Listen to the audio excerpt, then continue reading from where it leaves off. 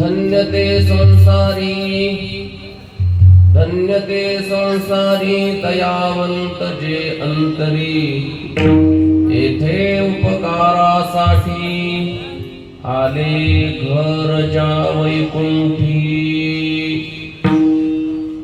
लटिके वचन नाही देही उदासीन, येथे उपकारासाठी आले घरजा वैकुंठी. मधुरावाने होटी तुका म्हणे वाव पोटी, येथे उपकारासाठी आले घरजा वैकुंठी. विठ्ठल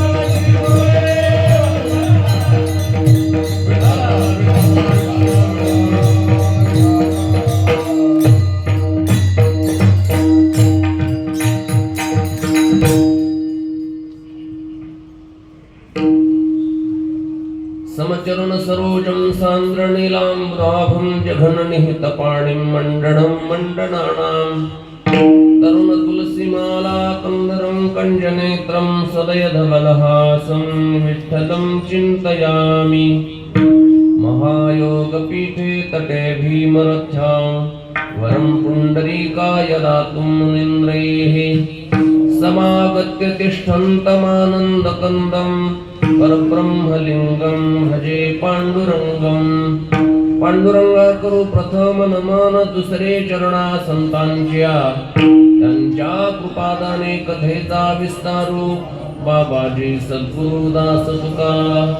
ओम नमो ज्ञानेश्वरा करुणा करा दयाळा, तुमचा अनुग्रह लाभलो पावन झालो चराचरी. नमो सद्गुरु तुकया ज्ञानदीपा, नमो सद्गुरु सच्चिदानंद रूपा, नमो सद्गुरु भक्त कल्याण मूर्ती, नमो सद्गुरु भास्करा पूर्ण कीर्ती. सेवे लागे सेवक झालो तुमच्या लागलो निज चरणा, अहो स्वामी तुकया देवाया वरी न करावा उद्वीर. मनोजवं मारुततुल्य वेगं जितेन्द्रियं बुद्धिमतां वरिष्ठं वातात्मजं वानरयूथ मुख्यं श्रीरामदूतं शरणं प्रपद्ये. शरण शरण एकनाथा पायी माथा ठेविला नका पाहू गुण दोष झालो दास पायांचा. नमो ज्ञानेश्वरा नमो ज्ञानेश्वरा निवृत्ती उदारा सोपान देवा मुक्ताबाई. नमो त्रिभुवन पावनी अद्यत्रय जननी देवाची. जेणे पंढरी सारिखाची आपुला धामण गाव केला, वैकुंठाधिपती श्री विठ्ठल सखा सोयरा जोडिला. जो का विरक्त विख्यात भूतळवटी हा बोधला, त्याशी संत मान पूजी चरणी साष्टांग मी घातला. दयांची केलिया स्मरण होय सकळ विधियांचे अधिकरण, तेची वंदू श्री चरण श्री गुरूंचे ते नमस्कारोनी आता. धन्य ते संसारी दयावंत जे अंतरी, येथे उपकारासाठी आले घरजा वैकुंठी.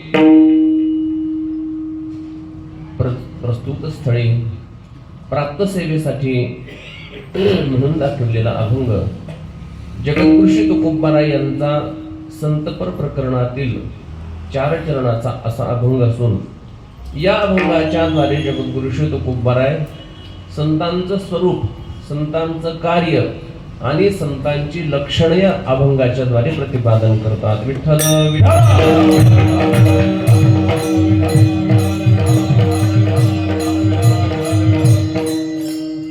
सेवेला प्रारंभ करण्याअगोदर थोडासा परिहार केला पाहिजे, ते वक्त्याचं आद्य कर्तव्य आहे. आणि अर्धाधिक परिहार आपल्याला समजून गेलेला आहे. त्यामुळे परिहारात वेळ न घालवता थोडक्यामध्ये आजची जी ही उत्सवातील सेवा आहे ती सेवा श्री हरिभक्तीपरायण परमपूज्य आदरणीय वेदशास्त्र संपन्न विवेक शास्त्री महाराज विवेकानंद महाराज शास्त्री महाराज यांची आज ही सेवा होती. काही अपरिहार्य कारणास्तव ते आपल्यापर्यंत पोहोचू शकले नाहीत. त्यामुळे पूज्य आदरणीय महाराजांनी मला आदेश केला आणि त्यांच्या आदेशानुसार मी या ठिकाणी उभा आहे. सेवके करावे सांगितले काम ते तू पण कामाने सेवकाने आज्ञा पाळावी हे त्याचं कर्तव्य आहे. म्हणून या त्यांच्या आदेशानुसार मी या ठिकाणी उभा आहे. ज्या संतद्वयांच्या पुण्यस्मरणाच्या निमित्ताने उत्सव चालू आहे त्या संतद्वयांच्या चरणावरती कोटी कोटी प्रणाम मी करतो. ब्रह्मीभूत वेदांत केसरी सद्गुरु श्री रंगनाथ गुरुजी परभणीकर आणि ब्रह्मलीन सद्गुरु श्री विष्णू महाराज कोल्हापूरकर गुरुजी या संतद्वयांच्या चरणावरती मी नतमस्तक होतो आणि त्यांच्याच पुण्यस्मरणाने चालत असणारा हा अखंड हरिनाम सप्ताह ग्रंथ ज्ञानेश्वर पारायण सोहळा, तदंतर्गत श्रीमद भागवत कथा ज्ञानयज्ञ सोहळा आणि त्या अंतर्गत असणारा हा कीर्तन महोत्सव. या कीर्तन महोत्सवातील आजची तिसऱ्या दिवसाची चिंतन रूपी सेवा आहे आणि या उत्सवाचे मार्गदर्शक श्री हरिभक्तीपरायण परमपूज्य आदरणीय वेदशास्त्र संपन्न पूज्य श्री आष्टेकर महाराज यांच्या मार्गदर्शनाखाली हा उत्सव आहे. महाराजांचं मार्गदर्शन आयोजन नियोजन अगदी व्यवस्थितपणे असते, तिथल्या तिथं असतं. कारण त्यांना गुरुजींच्या सानिध्यात जसं अध्यात्म शिकले तसं व्यवहारही शिकले. गुरुजींनी अध्यात्मातलं जसं वेदांताचं शिक्षण त्यांना दिलं महाराजांनी घेतलं, तसंच व्यवहारातलं सुद्धा शिक्षण महाराजांना त्यांनी दिलं आणि महाराजांनी ते आत्मसात केलं. गुरुजींच्या सानिध्यामध्ये महाराजांनी फार मोठे मोठे सप्ताह आयोजित केलेले आहे. त्यांना अनुभव आहे तो. कोल्हापूर सारख्या ठिकाणी हजार टाळकरी, म्हणजे मी ज्या परंपरेतून आलो, ज्या ठिकाणी मी शिकायला होतो, आमचे आदरणीय प्रातस्मरणीय जालेंद्र गोपाळ सस्ते गुरुजी भगवान भाऊ येडशीकर फळावर ते शिकायला होते आणि वैकुंठ असे प्रातस्मरणीय रामकृष्ण भाऊ येडशीकर आणि प्रातस्मरणीय वैकुंठवासी भगवान भाऊ येडशीकर ह्या संतद्वयांच्या फळावरची सगळी टाळकरी मंडळी तुम्ही साक्षीदार आहातच त्या काळामध्ये. आणि हजार टाळकरी ट्रकनी टाळकरी जायचे त्या ठिकाणी कोल्हापूरला. असे फार मोठे मोठे एका कीर्तनाला 20-20 पकवाज लावले असायचे, हजार टाळकरी आणि पुन्हा पकवाजाला एकही माईक नाही. हे विशेष होतं. एवढा मोठा समाज, एवढं सर्व आयोजन नियोजन व्यवस्थापन हे पूज्य महाराजांना सद्गुरूंच्या सानिध्यामध्ये सर्व शिकायला मिळालं. त्यामुळं हा उत्सव त्यांच्या दृष्टीने फार मोठा नाही. आयोजनासाठी अगदी त्यांच्या हातचा मळ आहे असं म्हटलं तरी काय हरकत नाही. परंतु आपल्या सद्गुरूंच्या सेवेची कृतज्ञता, आपल्याला उपकारातून उत्तीर्ण होण्याकरिता म्हणून त्यांचा पुण्यस्मरण सोहळा साजरा केला पाहिजे, हे आपल्या शिष्याचं आद्य कर्तव्य आहे. मग ते सगळ्यांचं चालत. त्यांनी स्वतः पुढे होऊन या कार्यक्रमाचं आयोजन केलेलं आहे. वास्तविक पाहता ते अन्य ठिकाणी कार्यक्रम केलेही त्यांनी. N6 मध्ये केला, आपलं कालिका माता मंदिरामध्ये, त्या परिसरामध्ये हडकोमध्ये पण त्यांनी कार्यक्रमाचं आयोजन केलं. परंतु आपल्या परिसरातल्या मंडळींच्या आग्रहास्तव तुम्ही राहता या परिसरामध्ये, कार्यक्रम त्या परिसरामध्ये करता, सर्वांचा आग्रह झाला की आपल्याच परिसरामध्ये थोडंसं तुम्हालाही प्रकृतीच्या दृष्टीने जाणं येणं, तिथं राहणं, थंडी गारव्याचं थोडंसं कठीण होतं, तुम्ही आपल्याच परिसरात कार्यक्रम घ्यावा अशी सर्व परिसरातील भाविकांची विनंती त्यांनी मान्य केली. आणि मागील 2 वर्षापासून 2 वर्ष झाले या ठिकाणी हा गुरुजींचा पुण्यस्मरणाचा उत्सव या ठिकाणी सुरू केला. त्यांनी समोर होऊन पुढाकार घेऊन स्वबळावरती ते उभे राहिले, परंतु सर्वांचं सहकार्य त्यामध्ये आहे. विशेष या म्हाडा कॉलनीच्या परिसरातल्या लोकांचं वैशिष्ट्य हे आहे की आपल्या कॉलनीमध्ये जवळपास 2-3-4 सप्ताह होतात. हनुमान जयंतीला एक होतो, आपला तोरणागडमध्येही महाराज त्या ठिकाणी करतात. आणि वार्षिक उत्सव ज्याला आता 20-25 वर्ष होत आले, जवळपास 21-22 वर्ष झाले असतील, आपले सर्व जयहिंद नगरमधील सर्व म्हाडा कॉलनीतील परिसरातले मंडळी सप्ताह करतात. भव्य दिव्य प्रमाणामध्ये तोही सप्ताह होतो. म्हणजे एवढे उत्सव होतात तरीही इथले दाते मंडळी एवढे श्रेष्ठ आहेत की त्या सर्व सप्ताहांना पुरून उरतात. हे दात्यांचं वैशिष्ट्य आहे. म्हणजे किती सप्ताह तुम्ही करा, चांगलं आयोजन करा, तुम्हाला कमी पडणार नाही. आणि हे दात्यांनी दाखवून दिलेलं आहे. म्हणून सगळ्याच उत्सवाला सर्वतोपरी सहकार्य करणारी मंडळी या परिसरातली आहेत. आणि म्हणून दात्यांचा विश्वास, दात्यांचा आग्रह समजून महाराजांनी या ठिकाणी कार्यक्रमाचं आयोजन केलं. करता करता येथील उत्सवालाही 2 वर्ष झाले. तसं संतांचा पुण्यस्मरण सोहळा किती वर्ष झाले असं मोजायचंच नसतं, कारण आपण आहोत तोपर्यंत करतच राहायचं असतं. इतके वर्ष केला, तितके वर्ष केला, हे मोजून करायचं, परमार्थ हा मोजून कधी करायचाच नसतो. म्हणून इतके वर्ष झाले असं म्हणायचंच नाही. तर दिसते का तुम्हाला कुठे इतके वर्ष झाले? नाही दिसत. ते टाकणार पण नाही. ते 10 वर्ष झाले, 15 वर्ष झाले, करतच राहायचं. हे आपण ठेविता हा पायी जीव थोडा, त्यांच्या पायाजवळ जीव जरी आपण ठेवला तरी ते कमी. आणि 10 वर्ष सप्ताह केला, 15 वर्ष केला, हे महत्वाचं नाही. तर त्यासाठी त्यांनी अव्याहतपणे सद्गुरूंच्या उपकारातून उतराई होण्याकरता कृतज्ञता भावनेतून हा उत्सव सुरू केला आहे. आणि त्या अंतर्गत आपण सर्वजण मंडळी सर्वतोपरी सहकार्य करत आहोत. हे सर्वात विशेष बाब आहे. कारण जरी महाराजांनी आयोजन केलं असलं, महाराजांचे स्वतः जरी गुरुजींचे संबंध असतील, त्यांच्यावरती उपकार असतील, पण आपल्यावरती प्रत्यक्ष अप्रत्यक्ष गुरुजींचे उपकार आहेतच. स्वर्गीय कीर्तन वेदांत केसरी श्री रंगनाथ गुरुजी परभणीकर गुरुजी यांचेही उपकार आपल्यावरती आहेत की या साधू संतांनी, या संत द्वयाने आपल्याला वेदांत काय म्हणतात, का कसा असतो हे आपल्याला, वेदांताचे शब्द कानावर तरी आपल्या पडू लागले ना. आपल्या माझ्यासारख्याला समजा कळत नाही वेदांत त्याच्यातला, पण कानावर तरी शब्द पडू लागले ना. कानावर पडून पडून पडून कधीतरी आपल्याला कळायला लागेल. पण हे शब्दही कानावर पडत नव्हते. ती कृपा ह्या संतद्वयांची आहे. म्हणून त्यांच्या उपकारातून उतराई होणे व्हावे कवण्या गुणे, जन्मा नाही येणे ऐसे केले. म्हणून उतराई होणं आपलं शक्यच नाही, त्यांच्यामधून उतरावू शकत नाही. फक्त कृतज्ञता भावनेतून या ठिकाणी हा उत्सव केला पाहिजे. आणि या अनुषंगाने हा उत्सव चालू आहे. या उत्सवाला सर्वांचं सर्वतोपरी सहकार्य आहे. आणि श्रोते दिवसभराच्या सर्व कार्यक्रमाला अगदी भरभरून उपस्थित देतात. त्याप्रमाणे मृदंगाचार्य मंडळी, गायनाचार्य मंडळी, एकाहुनी बळी. रात्री मी आपल्याला सांगितले की सर्व शहरातले मंडळी आपली एक काहीतरी सेवा घडावी या उद्देशानं गुरुजींच्या प्रती आपली भावना व्यक्त करण्याकरता म्हणून सेवेसाठी कुठली जी सेवा असेल ती या ठिकाणी करतात. आणि मीही जी देईल ती सेवा या ठिकाणी करतो. महाराजांनी सांगितलं पारायणाची सेवा करा, पारायणाची करतो. महाराज म्हणले मृदंग वाजवा, मृदंग वाजवतो. महाराज म्हणले भजन म्हणा, भजन म्हणतो. महाराज म्हटले नाही आज कीर्तनच करा, कीर्तन करतो.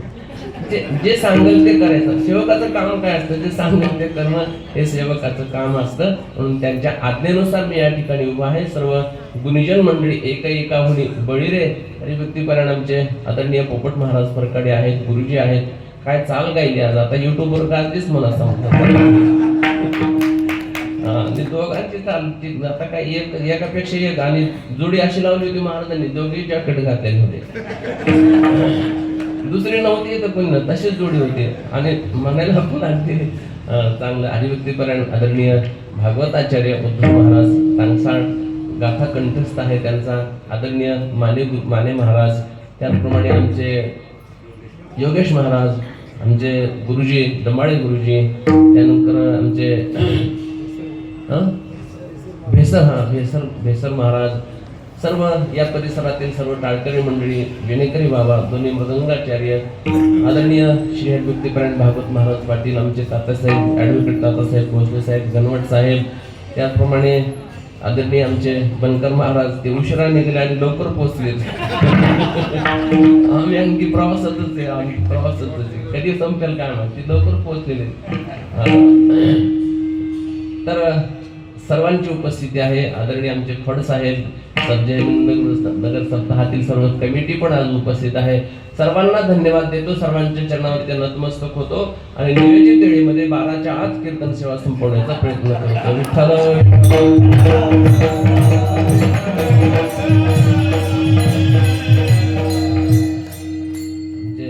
आदरणीय राजेंद्र महाराज चोरडिया शेठजी उपस्थित आहेत, त्यांनाही वंदन करतो. आणि माझ्या सेवेकडे मी या ठिकाणी वळतो. अभंग जगद्गुरु तुकोबारायांचा आहे. अभंग 4 चरणाचा आहे.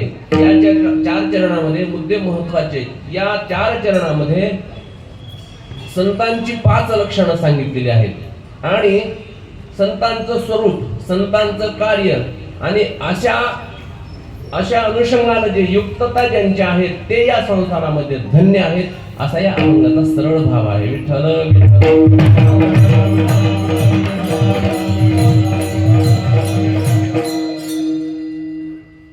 या मृत्यूलोकामध्ये येणाऱ्यांचे 3 प्रकार आहेत.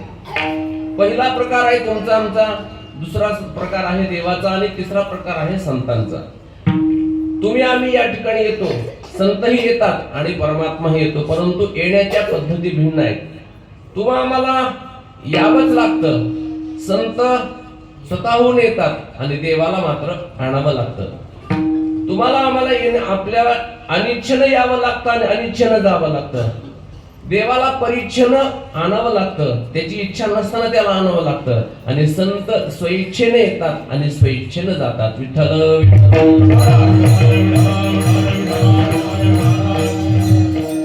आल्यानंतर ही कार्यातली भिन्नता आहे. तुम्हा आम्हाला यावं लागतं, येण्याचं कारण आपलं भिन्न आहे. संतांचं येण्याचं कारण भिन्न आहे आणि देवाचं येण्याचं कारण भिन्न आहे. तुमचं आमचं येण्याचं कारण काय आहे? अगा कर्मी दै उरावे दैते सुख दुःखी फळावे दया ते भोगावया यावे देहा एका.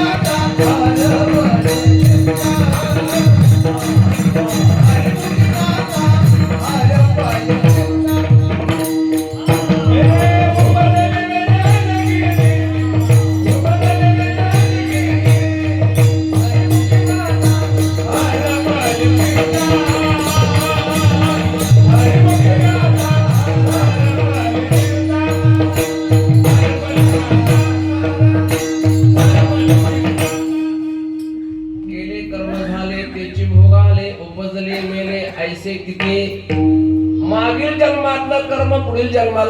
मागील जन्मातलं कर्म अगा कर्मे जे उरावे तैते सुख दुःखी फळावे तया ते भोगावया यावे. म्हणजे यावंच लागतं. यावे देहा एका, इथं यावंच लागतं आपल्याला. येण्याला कारण मागील जन्मातलं कर्म आहे. कारण जीव हा कर्म घेऊनच येतो आणि कर्म घेऊनच जातो, दुसरं काहीच नेत नाही. इथं आल्यानंतर सर्व कमावतो, सर्व काही प्राप्त करतो, परंतु नेता मात्र येत नाही त्याला काही. नेतो फक्त कर्मच. धनानि भूमौ पश्वस्य गोष्ठे भार्या गृहद्वार जनस्मशाने देहश्चितायां परलोक मार्गे कर्मानुगो गच्छति जीव एकः. कर्म घेऊनच सोबत जातो आणि कर्म घेऊनच सोबत येतो.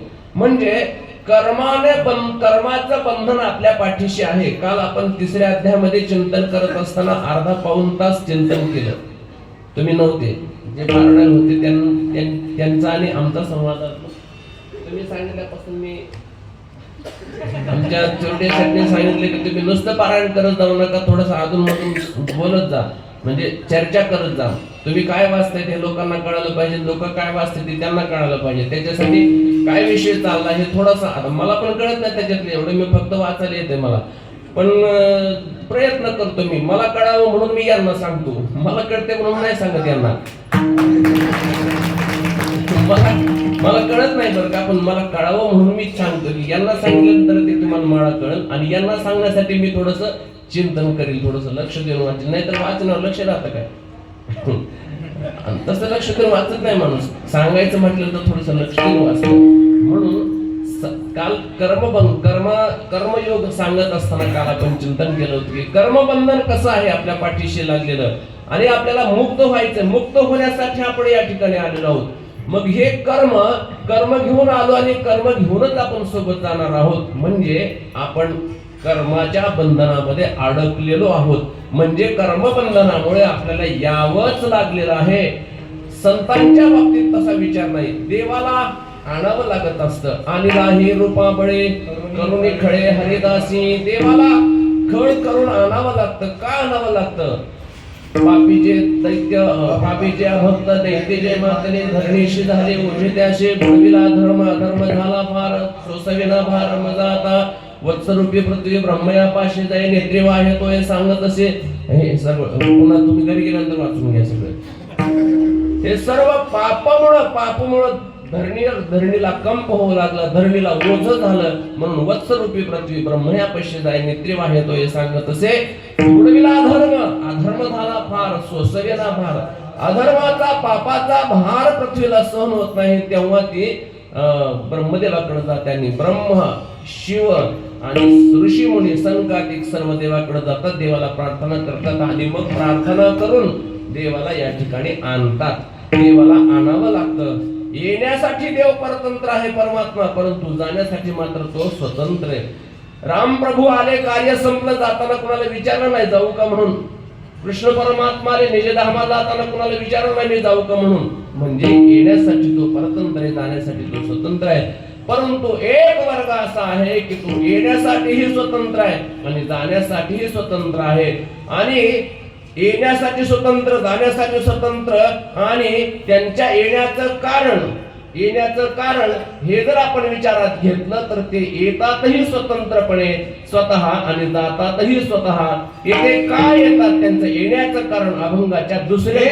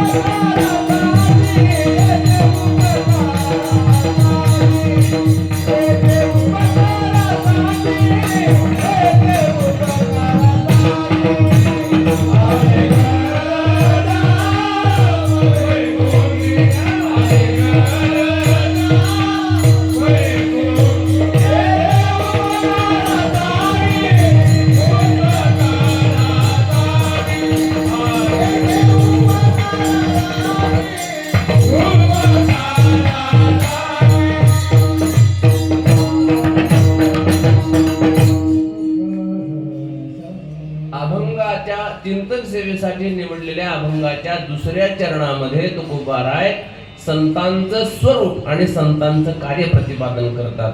संतांचं कार्य, येथे उपकारासाठी काय कारण येण्याचं? आले, येण्यामध्ये स्वतंत्र आहेत, परंतु येण्याचं कारण काय आहे? येथे उपकारासाठी आले. भगवंतानी आपल्या प्रत्येक काळानुसार, प्रत्येक युगानुसार समाजावरती उपकार करण्यासाठी काही वस्तू बनवल्या, काही पदार्थ बनवले. मला श्लोक उपस्थित नाही, म्हणजे मी तिथपर्यंत गेलोच नाही. रविश्चंद्र घनः वृक्षाः नद्यो गावः सज्जना, एवढंच येते मला. रविश्चंद्र घनः वृक्षा, हे 7 पदार्थ आहेत, 7. काही चुकलं तर ऍडजस्ट करून घ्या तुम्ही. रवी म्हणजे सूर्य, चंद्र, रवी चंद्र, घनः मेघ, नंतर वृक्ष, नंतर नदी, गाय गाय गावरान गाय बरं का, चोरडिया शेटकड महाराजांकडे तशा गाय, अष्टेकर महाराजांकडे पण गाय, गावरान गाय ना, जर्सी नाही ती संकरित, ती गाय नाही, ती फक्त पशु आहे, तिला गाय न म्हणावी. पूज्य प्रातस्मरणीय चंद्रशेखर महाराज म्हणत असतात की तिला गाय न म्हणावी, ती गाय नाही, ती गाय सदृश्य प्राणी आहे, गाय सदृश्य एक पशु आहे असं म्हणतात. पण गाय म्हणू नका तिला, कोणाला, दर्शीला हा, गाय सदृश्य एक पशु आहे एवढंच म्हणायचं त्याला. पण जी गाय आहे ते उपकारासाठी आपल्यासाठी भगवंताने या ठिकाणी पाठवली आहे. आणि सज्जन 7व्या नंबरला सज्जन. आता सज्जन आहेत, आता सज्जन हे सर्व जे चालले ते सज्जनांच्या उपकाराने चालले. निस्वार्थ भावनेतून जी केलेली क्रिया, निस्वार्थ भावनेने केलेले उपकार, ते उपकार करण्यासाठी संत या ठिकाणी आले. इथे अपेक्षा कशाचीच न धरता संतांनी आपल्यावरती उपकार केले. काय आपली काय योग्यता होते सांगा बरं, काय योग्यता होते आपली योग्यता जर आपण पाहिजे, तुम्ही तुमच्या कीर्तनात सांगत असता तर मी कसा होतो आणि मी कसा झालो, आपली योग्यता होती का? परंतु त्यांनी आपल्याला आपुले पदी बैसविले, कृपा कटाक्ष न्यायले, आपुले पदी बैसविले.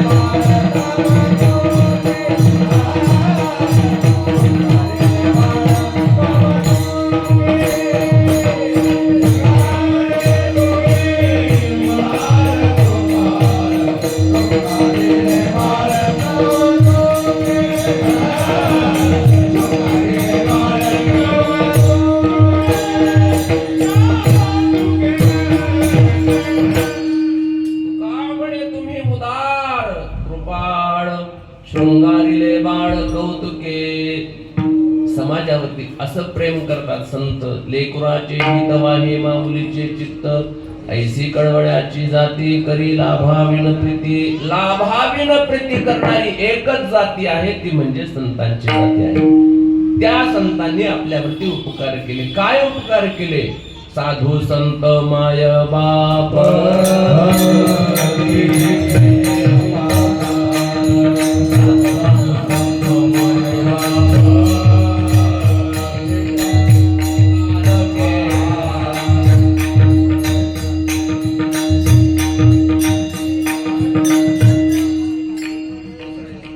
साधू संत माय बाप जे का दयेचे सागर.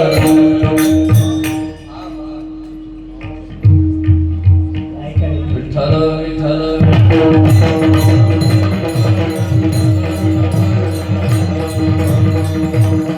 केले उपकार सांगू मी काय.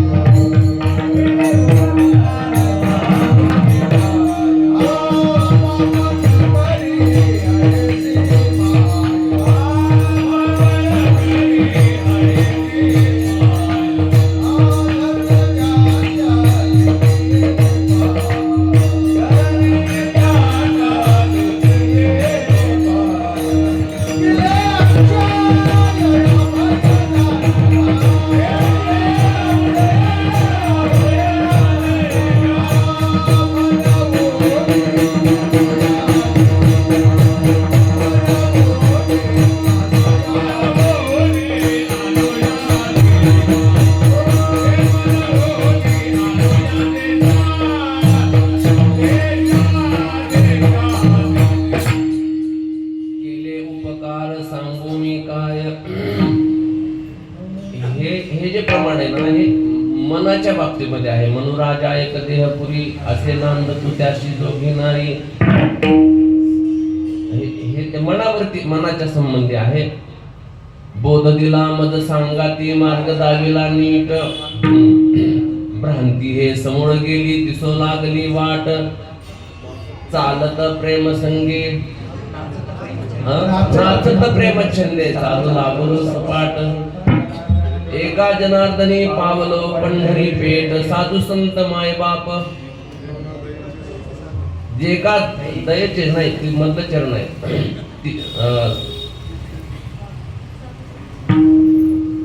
माता पिता बंधू भगिनी कोणी न पवती निर्वाणी इष्टमित्र सज्जन सखे हेतु सुखाची मांडणी एकला मी दुःख भोगी कुंभ पाक चाचणी येथे कोणी सोडविना एका सद्गुरु वाचुनी. म्हणजे हे संतांनी आपल्यावर केलेले उपकार आहेत. मृत्युलोकी एक नगर त्याचे नाव पंढरपूर या अभंगामध्ये आहे. थोडस होत तसं असं तुमच्या कृपेने होऊ लागलं असं विठ्ठल विठ्ठल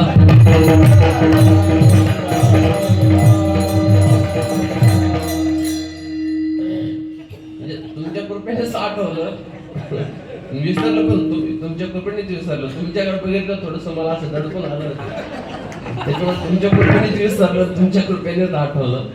असो साधू संतांचे हे उपकार आहेत आपल्यावर. संत सज्जन आपल्यावर ते उपकार करतात. तुकोबराय म्हणतात येथे उपकारासाठी आले परंतु ते होते आले म्हणजे कुठून आले. आले म्हणजे त्याचा इथं होते नाही तर ते आले म्हणजे आले म्हणजे ते अगोदर कुठेतरी होते.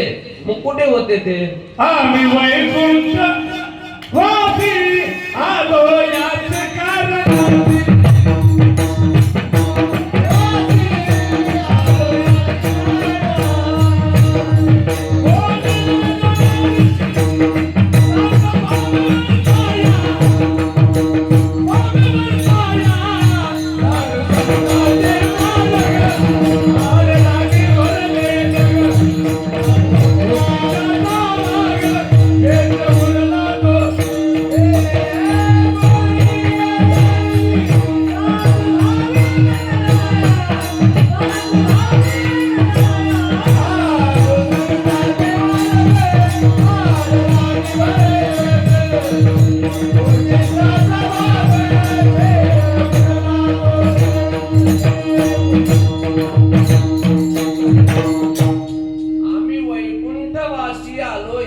कारण बोलिले जे ऋषी साच भागे भरताया. इथे वैकुंठ वैकुंठ म्हणलं की आपल्याला एकच वैकुंठ वाटतं. एकच आपण जे पत्रिकेत टाकतो वैकुंठवासी एवढं एकच वैकुंठ वाटतं. परंतु संत ज्या वैकुंठाहून ते आले ते वैकुंठ कोणते. कारण वैकुंठाचे 3 प्रकार आहेत. एक लोकविशेष वैकुंठ आहे, एक नामविशेष वैकुंठ आहे आणि एक स्वरूप विशेष वैकुंठ आहे. विठ्ठल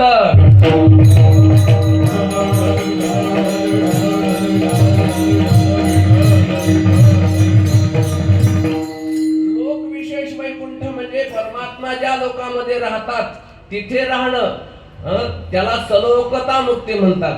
आणि संतांच्या बाबतीत जर आपण त्या वैकुंठाहून लोकविशेष या वैकुंठातून संत आले असं जर म्हणावं तर संतांचा विशेष त्या सलोकता मुक्ती प्राप्त करून घेतली हा संतांचा विशेष नाहीये. संत काय तेवढ्या पुरते मर्यादित नाहीत. सलोकता मुक्ती प्राप्त करून घेतली आणि तिथं थांबले त्या वैकुंठात थांबले असं होत नाही. म्हणून सलोकता वैकुंठ विशेष सलोकता विशेष वैकुंठ त्या वैकुंठातून संत आलेले नाहीत. मग दुसरा आहे नामविशेष वैकुंठ. नामविशेष म्हणजे परमात्म्याचं नावही एक वैकुंठ आहे. वैकुंठ पुरुष प्राण प्राणद प्रणव प्रभू विष्णू सहस्रनामामध्ये आपण जे म्हणतो वैकुंठ हे परमात्म्याचं नाम आहे. मग त्या नामविशेष वैकुंठातूनही संत आलेले नाहीत तर संत जे आले ते स्वरूप विशेष वैकुंठातून आले. स्वरूप विशेष वैकुंठ म्हणजे त्या परमात्म्याच्या स्वरूपामध्येच संत राहतात, त्याच ठिकाणी वास करतात. निरंजनी आम्ही बांधिले घर किंवा ज्ञानदेवा घर चिदानंदी त्या परमात्म्याच्या स्वरूपामध्ये ते राहतात. स्वरूपाकार वैकुंठ भुवनी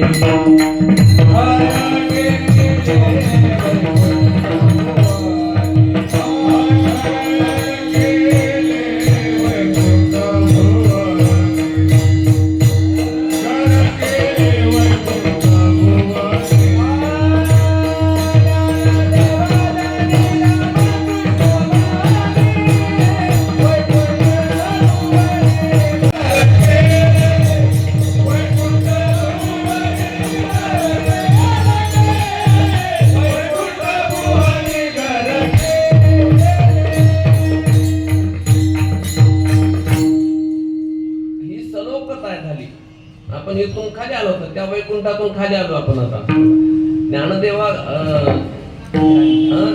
ज्ञानदेवा ध्यानी रामकृष्ण म्हणे वैकुंठ भुवनी घर केले, तो ना लोक विशेष वैकुंठ आहे तो. तिथून आपण खाली नाम विशेष वैकुंठात आलो आणि तिथून आता खालच्या वैकुंठात आलो.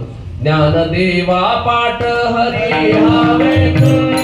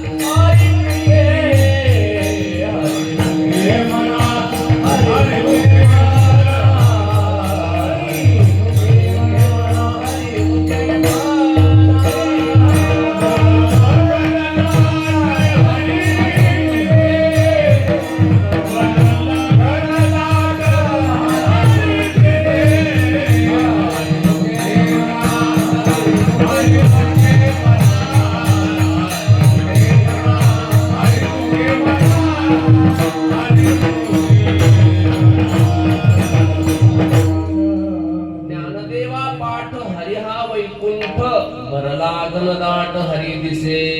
त्यांना तेच प्रमाण देत होतं, परंतु ते आठवलं नाही. मग माझ्याकडे बघितलं त्याच्यामुळे चुकलं तुमचं.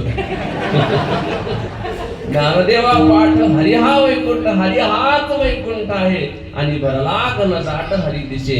याला म्हणतात स्वरूप विशेष वैकुंठ.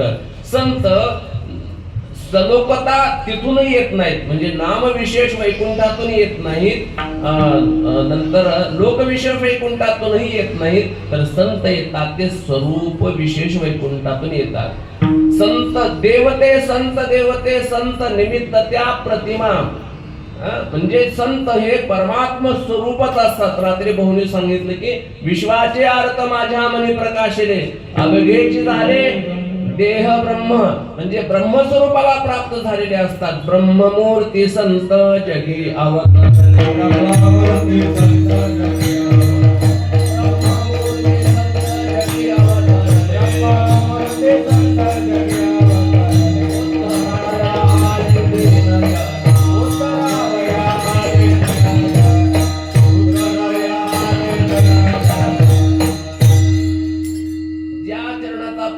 करत आहोत त्यामध्ये एका उपकारासाठी आले घर ज्या वैकुंठी, हे जसं सांगितलं तसंच या अभंगामध्ये ब्रह्ममूर्ती संत हे संतांचं स्वरूप सांगितलं आणि त्यांचं कार्य. ब्रह्ममूर्ती संत जगी अवतरले, उद्धराय आले, येण्याचं कार्य आणि स्वरूप या नामदेवांच्या अभंगात हे तेच सांगितलं. म्हणजे या अभंगात जे आहे तेच त्याच्या अभंगामध्ये आहे. ब्रह्मस्वरूप असणारे संत या मृत्यू लोकामध्ये येतात.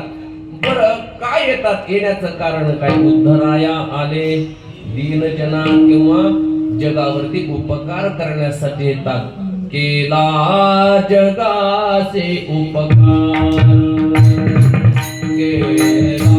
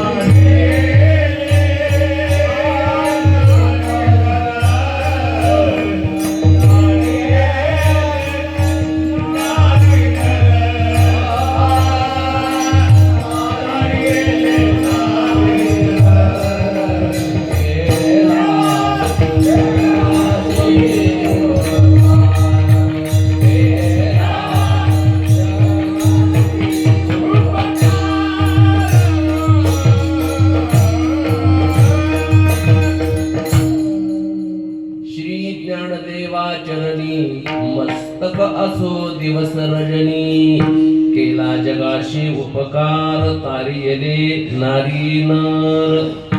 नाथ महाराजांचा अभंग आहे. नाथ महाराज बोलतात, श्री ज्ञानदेवा चरणी मस्तकासो दिवस रजनी, कासो केला जगाशी उपकार तारियले नारी नर. नर नारी सर्वांचा उद्धार करण्यासाठी संत या ठिकाणी अवतरण होतात. म्हणून तुकोबराय म्हणतात, येथे उपकारासाठी आले घर ज्या वैकुंठी. ज्या घर वैकुंठी आहे ते येथे उपकारासाठी आले. येण्याचं कारण कशामुळे आले? बुडत हे जन नाही तर खेवे डोळा येतो गडबडा, म्हणून या शोधून आले संत हिताहित जगाचे अवतार तुम्हा धरा. या कारण उद्धरावे जन जड जीव. सगळी प्रमाण आपल्याला पाठ आहेत असं समजून मी पुढे चालतो. यासाठी संत महात्मे, कारण इथं म्हणजे सगळे कीर्तनकारच आहेत, यांच्या पुढे काय प्रमाण आपण सांगायचं? सूर्य पुढं काजव्यानं उगत आपलं शेपट हाणल्यासारखं. इथं काय सांग, बाकीचं सांगायचं. केला जगाशी उपकार या ठिकाणी आले, परंतु संत या ठिकाणी आल्यानंतर हे ते सामान्य स्थितीत राहतात. दिसायला आपल्यासारखेच असतात. दोन्ही दिसती पारखी वर्म जाणे, दोन्ही दिसती सारखी वर्म जाणे तो पारखी. दिसायला सारखेच असतात. त्यांच्यामध्ये काय तुमच्या आमच्यासारखेच असतात. त्यांनाही परिवार असतो.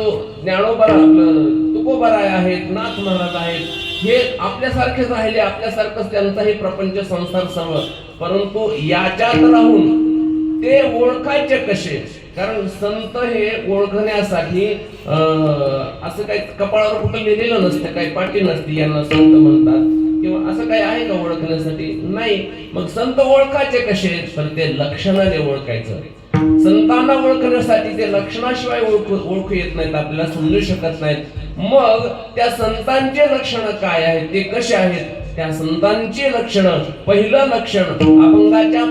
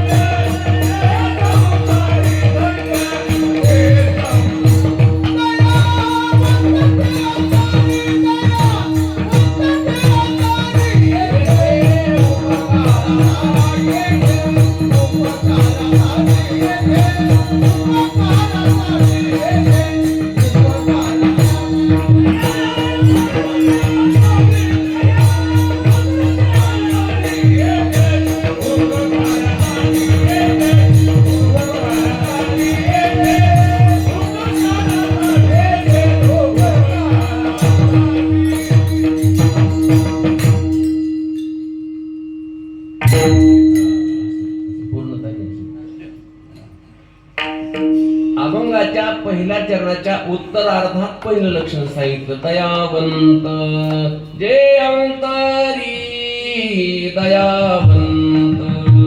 पहिलं लक्षण आहे दयावंत जे अंतरी, अंतरी जे दयावंत.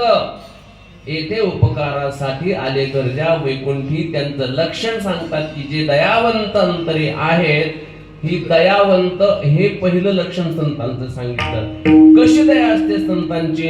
त्या दयेसाठी आपल्याला 16व्या अध्यायात जावं लागेल. भगवद्गीतेच्या 16व्या अध्यायात जावं लागेल. जे 26 गुण सांगितले आहेत, दैवी संपत्ती आणि आसुरी संपत्ती. त्या दोन्ही संपत्तीचे प्रकार आपण पाहिले तर 26 पहिला दुसरा आणि तिसरा ह्या 3 श्लोकामध्ये 26 गुणाचं वर्णन केलं. आणि 4थ्या श्लोकामध्ये दंभो दर्पोभिमानश्च क्रोध पारुष्यमेव च अज्ञानञ्च अभिजातस्य पार्थं संपदामासुरीं. आसुरी संपत्तीचं लक्षण 4थ्या श्लोकामध्ये सांगितलं आणि पहिल्या 3 श्लोकामध्ये. त्यातला दुसरा श्लोक जो आहे त्या श्लोकामध्ये दयेचं वर्णन येतं. अहिंसा समता तुष्टीस तपोदान यशो यशः. बरोबर आहे ना? दयाभूतेश्वरोत्तम मार्दवम हीरचापदम. दया दया हे संतांचं लक्षण आहे. दैवी संपत्ती नाही, एक संतांचं लक्षणच आहे ते एक प्रकारचं. दया कशी असते? आता दया ते ऐशी पूर्ण चंद्रिका जैसी. या खालच्या सगळ्या वेळ तुम्हाला पाठ आहेत, मी म्हणून दाखवत नाही. मला पाठ नाहीत असं समजू नका, परंतु मी म्हणून दाखवणार नाही तुम्हाला. तुम्हाला पाठ आहेत म्हणून मी म्हणून दाखवणार नाही. आता इथून खालच्या ओव्या सगळ्या पाहून घ्या तुम्ही, सगळ्या कशा आहेत त्या. बरं का? म्हणजे असं पण असं नव्हतं, वेळ कमी म्हणून नाही तर मी ओव्या म्हटलं असतो, मला काही येत नाही. आपण वेळ का कमी आपल्याकडं. आता दया जैसी पूर्ण चंद्रिका जैसी, त्याच्या खाली पहा उदाहरण दिले ज्ञानोबरायांनी. पायी काटा निहटे, पायात काटा मोडल्यानंतर जसं डोळ्याला दुःख होतं, आहे की नाही, दुसऱ्याच्या दुःखानं जे दुःखी होतात आणि दुसऱ्याच्या सुखानं जे सुखी होतात ते दया, त्याला म्हणतात दया. दया ही दया असते. आणि दया करत असताना आपपर भाव त्यांच्यामध्ये नसतो. आपपर भाव नाही, विषयी विरक्त दया नाही आपपर. संतुष्ट सर्वदा स्वय व्यापक निर्धार. धन्य जगी तोची एक हरी रंगे नाचे. रामकृष्ण वासुदेव सदा स्मरे वाचे. दया करत असताना अपपर भाव नाही, त्यामध्ये दुराचारी विषयी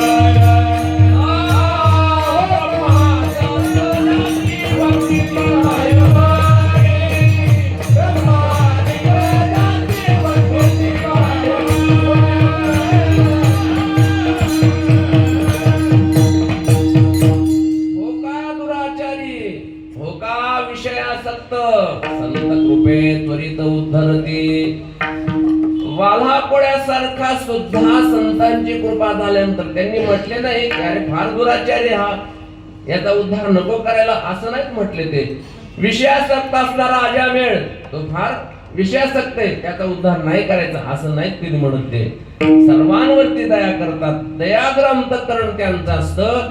हे करत असताना आपपर भाव पाहत नाहीत. चंद्र जसा सर्वांना उजेड देतो, लहानांना उजेड देतो, थोरांना उजेड देतो, तसं चंद्रामध्ये तेज आहे परंतु शीतळता सर्वांना प्रदान करतो. तसं संत हे सर्वांना शीतळता देतात, शांतता देतात.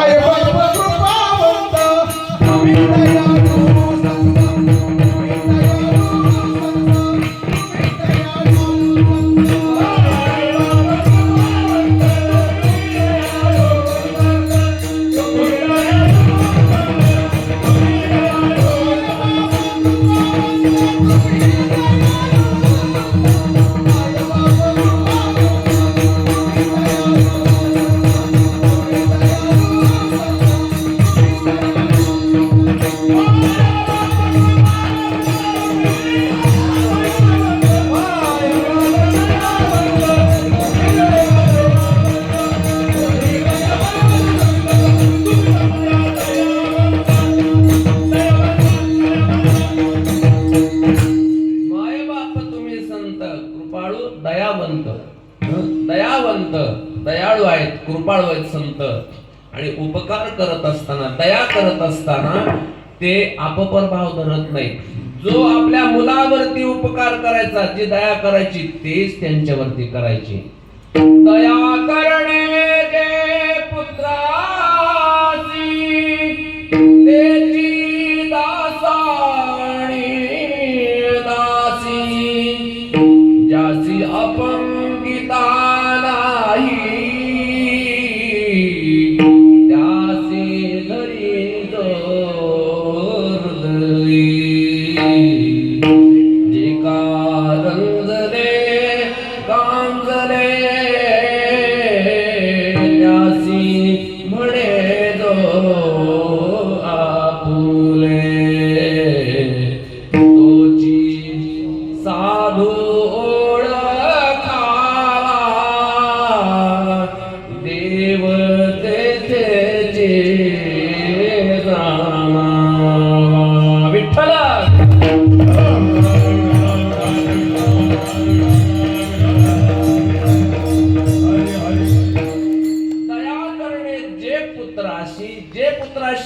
करणे तेची दासाने दासी.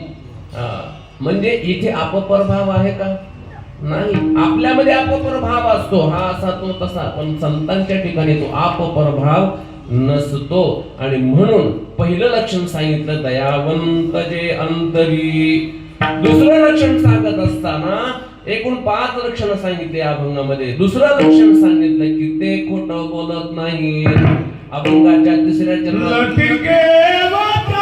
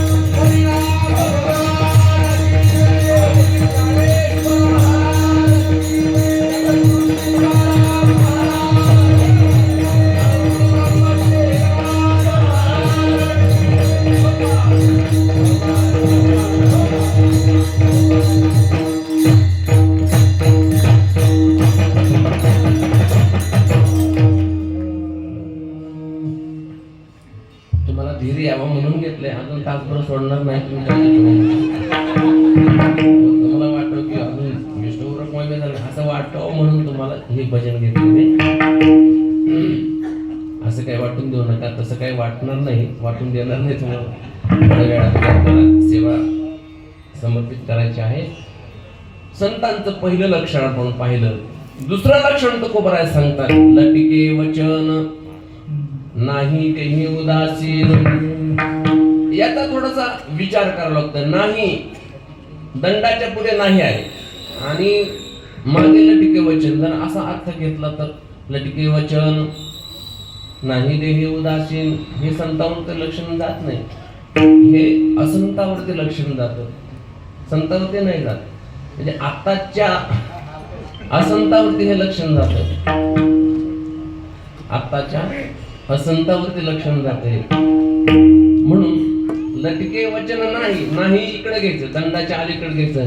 कधी कधी आपल्या सोयीनुसार आपण असं शब्द इकडे तिकडे घ्यावे लागतात आपल्याला. लटके वचन नाही म्हणजे खोटं बोलत नाहीत आणि देही उदासीन. लटके वचन नाही, खोटं बोलत नाहीत, मग खरंच बोलतात.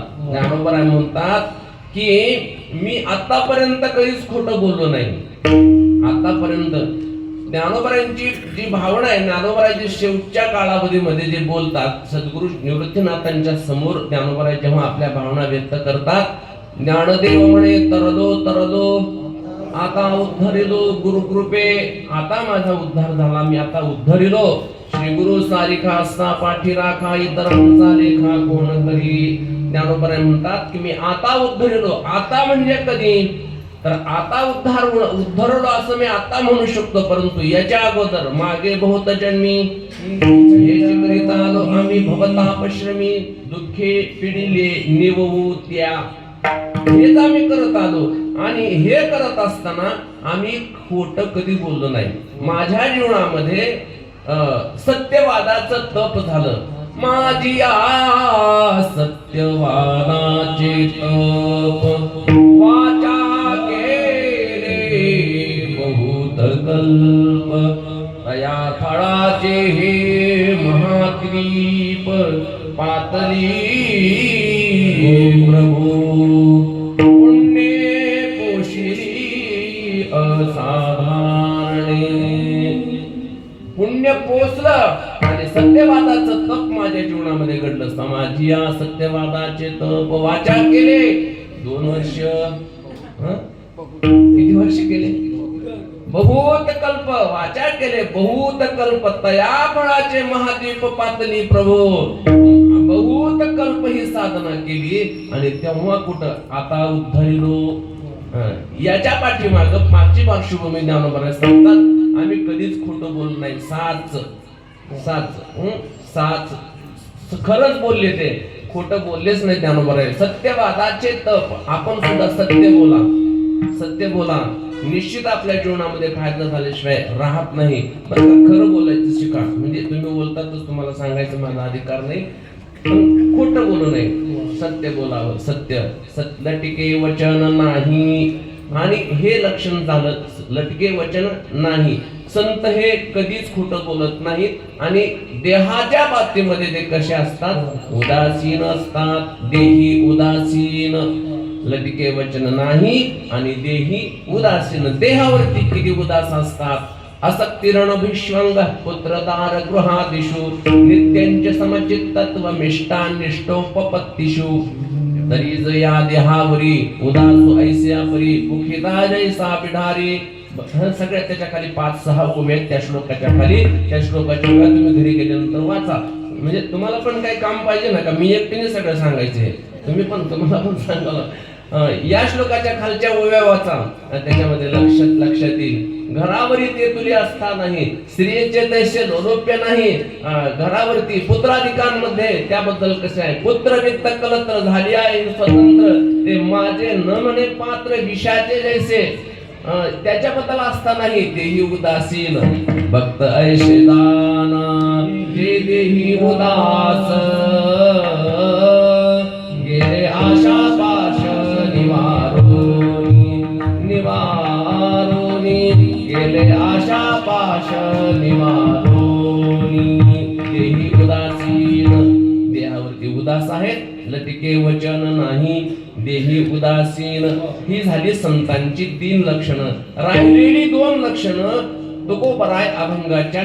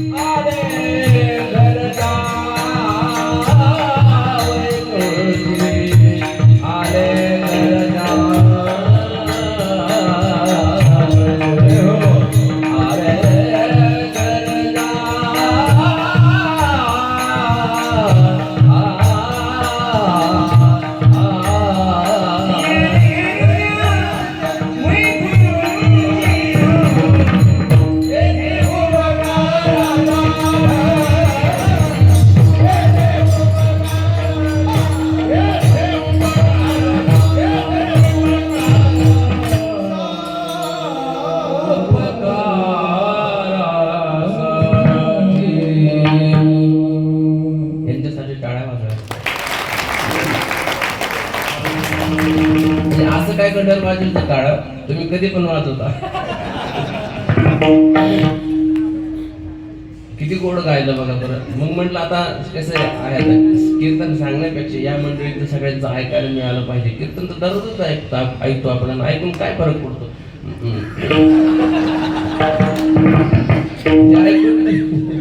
हे ऐकून तरी आपल्या मनाची तृप्ती होते, समाधान होतं. म्हणून या सगळ्यांची सेवा पण आपली झाली पाहिजे. आणि मग आता एवढे सगळे म्हणाले मी तरी कसं बसू, आता मला तरी कसं जमलं. म्हणून थोडस बीच में मेरा चांद भाई थोडासा असो. 3 लक्षणाचा विचार आपण केला. राहिलेली 2 लक्षणं संतांची. वेळ आपली संपुष्टात आलेली आहे, त्यामुळे थोडक्यामध्ये 2 लक्षणं सांगतो मी. मधुरावाने होटी तुका म्हणे वाव पोटी. संतांच्या जी वाणी असते ते मधुर वाणी असते. ओठातून जे शब्द निघतात ते मधुर असतात.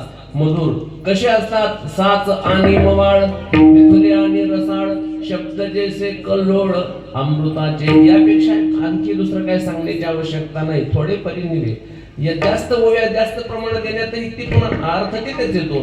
म्हणून साच आणि मवाळ खरं बोलतात, लटके वचन नाही, पण बोलतात ते कसं? मवाळ. साच आणि मवाळ, मिथुले आणि रसाळ, थोडक्यामध्ये अल्प अल्प थोडक्यात जे त्यांना जे सांगायचं ते थोडक्यामध्ये सांगतात. साच आणि मवाळ, साच आणि मवाळ, लटके आणि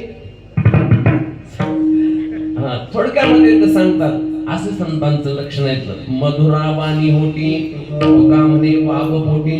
ज्याच्या पोटामध्ये वाव असतो ना त्याच्याच मुखातून मधुरवाणी येऊ शकते, हे लक्षात ठेवा. मधुरावाणी येण्याकरिता अगोदर अंतःकरणामध्ये वाव असावा लागतो. लोकांचे अपराध सहन करण्याची क्षमता पोट मोठा असावं लागतं, म्हणजे डेरी नसली पाहिजे. वाव वाव वाव अपराध सहन करण्याची क्षमता असली पाहिजे. लोकांनी किती जरी अपराध केले, लोकांनी किती जरी आपल्याला त्रास दिला, तरी तो त्रास सहन करण्याची क्षमता आपल्याकडे नव्हे संतांकडे असते. ज्ञानोबरायांना भिक्षा मागू दिली नाही. ज्ञानोबरायांचं उदाहरण आपल्या डोळ्यासमोर घ्या, तुकोबरायांचं उदाहरण घ्या. नाथ महाराजांचं सर्व संतांना समाजाने त्रास दिला. काय गरज होती संतांना त्रास देण्याची? परंतु संतांनी सर्वांचा त्रास सहन केला. जरी या समाजाच्या कल्याणाकरता आले होते तरी संतांना समाजाने त्रासच दिला.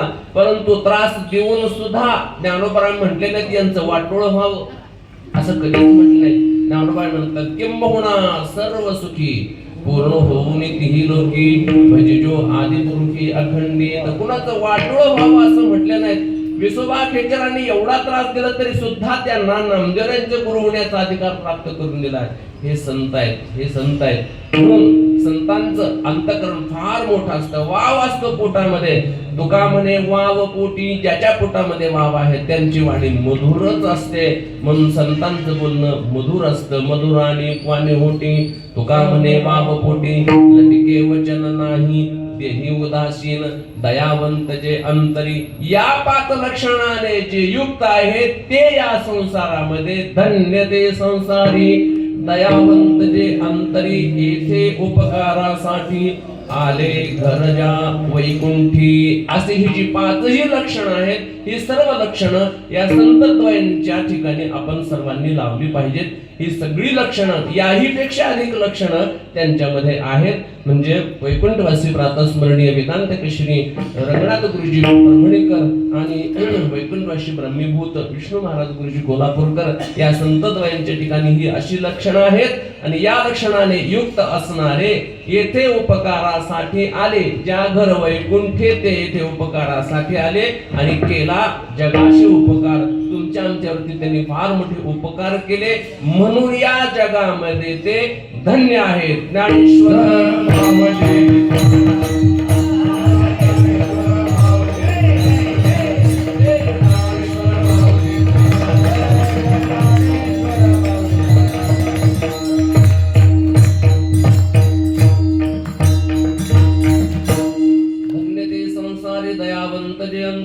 उपकारासाठी आले घरजा वैकुंठी. अभंगाचा भाव तोडका मोडका. मला तसं तुम्ही सर्वांनी जशी कृपा केली, महाराजांनी पाठीमाग बसून दोघांनी आशीर्वाद दिले. देऊ नको मी तुझ्या पाठीशी आहे म्हणून त्यांनी पाठीमागून आशीर्वाद दिले. आणि जसं मला वेडवाकडं बोलता येईल तसं बोलण्याचा प्रयत्न केला. मी काही कीर्तनकार वगैरे नाही, तुम्हाला माहीतच आहे. मी आपलं वेडवाकडं पारायण करण्याची सेवा करतो, बाकी कीर्तनकार वगैरे नाहीये.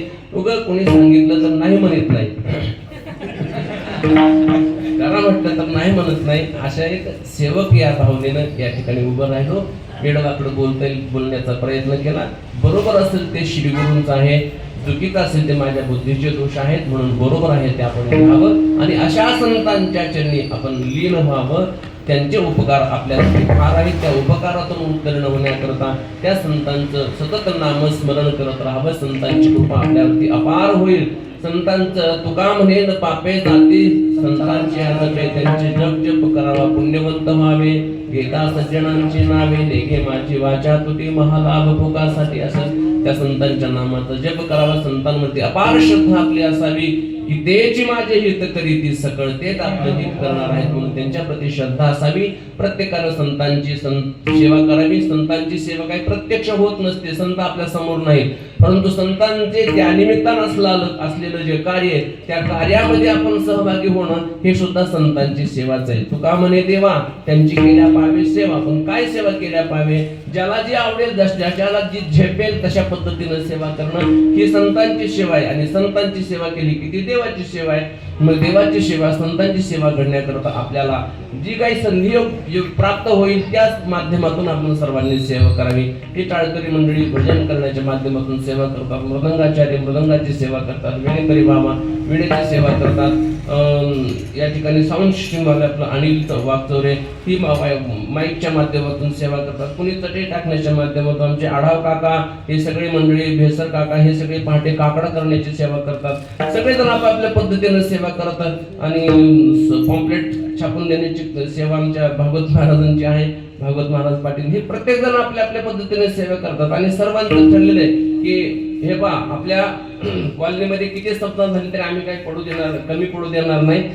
किती सप्ताह होऊ द्या, काही होऊ द्या, सगळे दाते उदार आहेत. त्यामुळं जसं जसं कार्याचं स्वरूप असेल तसं तशा पद्धतीमध्ये सर्वांनी सहकार्य केलं पाहिजे. आणि हा कार्यक्रम आपलाच आहे, संतांची सेवा ही आपली सेवा आहे असं समजून सर्वांनी सर्वतोपरी आपलं वार्षिक योगदान आहे ते योगदान या ठिकाणी जमा केलं पाहिजे. तसा ओघ बरा आहे बऱ्यापैकी. आणि महाराजांचं नियोजन जे आहे ते अगदी तंतोतंत असतं. आणि कमी पडलं तर ते स्वतःची त्यांची टाकण्याची तयारी आहे, परंतु तसं देवाचं काम देव करून घेत असतो.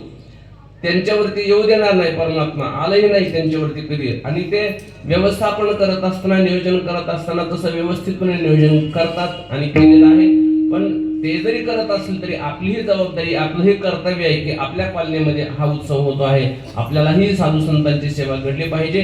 या हेतून आपण सर्वांनी या ठिकाणी योगदान करावं, या सत्कार्यामध्ये सहभागी व्हावं अशी आपल्या सर्वांना नम्रतेची प्रार्थना करतो. महाराजांच्या आदेशानुसार या ठिकाणी थोडं बोलण्याचा प्रयत्न केला, काही चूकभूल झाली असेल तर सर्वांनी क्षमा करावी.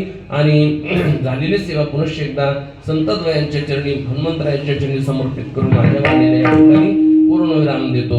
विठ्ठल जय जय विठ्ठल.